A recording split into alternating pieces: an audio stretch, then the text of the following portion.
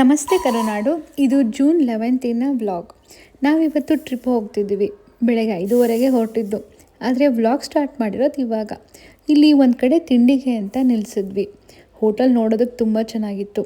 ತಿಂಡಿನೂ ಅಷ್ಟೇ, ಎಲ್ಲನೂ ತುಂಬ ಟೇಸ್ಟಿಯಾಗಿತ್ತು. ರವೆ ಇಡ್ಲಿ ದೋಸೆಗಳನ್ನ ತೊಗೊಂಡ್ವಿ. ನನ್ನ ಮಗ ಅಂತೂ ಅವನಿಗಿಂತ ಉದ್ದವಾಗಿರೋ ದೋಸೆನೇ ಆರ್ಡ್ರ್ ಮಾಡಿಬಿಟ್ಟ. ಸರಿ, ತಿಂಡಿ ಎಲ್ಲ ಮುಗಿಸಿ ಮುಂದೆ ಹೊರಟಾಗ ನಾವು ತಲುಪಿದ್ದು ಕುಶಾಲನಗರ. ಆದರೆ ನಾವು ಹೋಗ್ತಿರೋದು ಕುಶಾಲನಗರ ಅಥವಾ ಮಡಿಕೇರಿಗಲ್ಲ. ನಾವು ಹೋಗ್ತಿರೋ ಡೆಸ್ಟಿನೇಷನ್ ಯಾವುದು ಅಂತ ತಿಳ್ಕೋಬೇಕು ಅಂದರೆ ನೀವು ನನ್ನ ಮುಂದಿನ ವ್ಲಾಗ್ ನೋಡಲೇಬೇಕು. ಹಾಗೆ ಮಡಿಕೇರಿ ತಲುಪ್ತಿದ್ದ ಹಾಗೇ ಅಲ್ಲಿಯ ಒಂದು ಒಳ್ಳೆಯ ವಾತಾವರಣ ನಮ್ಮ ಮನಸ್ಸನ್ನು ಸೂರೆಗೊಳ್ಳದೆ ಬಿಡಲ್ಲ.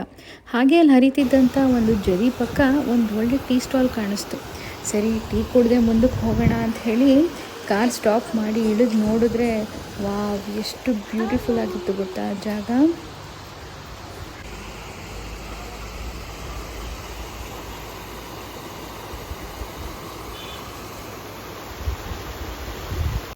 ಹಾಗೆ ಸ್ವಲ್ಪ ಫೋಟೋಶೂಟ್ ಕೂಡ ಮಾಡ್ಕೊಂಡ್ವಿ.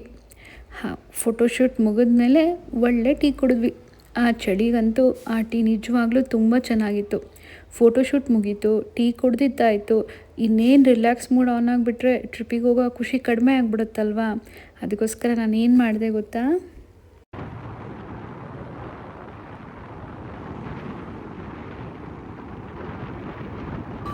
ಅಯ್ಯೋ ಯಾಕೆ ನಾನು ಒಬ್ಬಳೇ ಇದ್ದೀನಿ ಮಕ್ಕಳಲ್ಲಿ ಅಂತ ನೋಡ್ತಿದ್ದೀರಾ, ಅವರು ಮಲಗಿದ್ರು. ಹಾಗೆ ಮುಂದೆ ಹೋಗ್ತಿರುವಾಗ ಈ ಬ್ಯೂಟಿಫುಲ್ ಜರಿ ಕಾಣಿಸ್ತು.